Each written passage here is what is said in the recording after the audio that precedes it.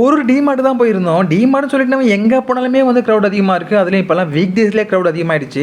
ஏன் இவ்ளோ க்ரவுட் வரான்னு பார்த்தோம்னு வச்சுங்களேன், இங்க வந்து பொருள் வந்து விலை ரொம்ப கம்மியா இருக்குங்க. அதே பொருள் வெளியில வாங்கணும்னா விலை அதிகமா இருக்குங்க. அது ஒண்ணு தான் இங்க வந்து ஒரு பெரிய பெனிஃபிட். இது ஒரு நல்ல விஷயம். ஏன்னா நெறைய மக்கள் வந்து விலை கம்மியா வாங்கலாம் எல்லா பொருளும்.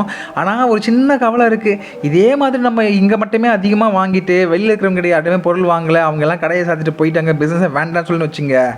இவங்க அதுக்கப்புறமா காம்படிட்டர் யாருமே இல்லன்னு சொல்லிட்டு அதிக விலைக்கு வச்சு வித்தாலும் நமக்கு வேற ஆப்ஷனே இல்ல. இவங்ககிட்ட தான் வாங்கியாகணும். அது ஒண்ணு தான் கவலை. சரி இதெல்லாம் தாண்டி நம்ம வீட்டுக்கு தேவையானதுன்னு சொல்லிட்டு ரொம்ப கம்மியா வாங்குனோம். இந்த தேவையானதுன்னு வாங்குறது இருக்குல்ல, அதுவே ஒரு பெரிய பிக் பாஸ் டாஸ்க் மாதிரிங்க.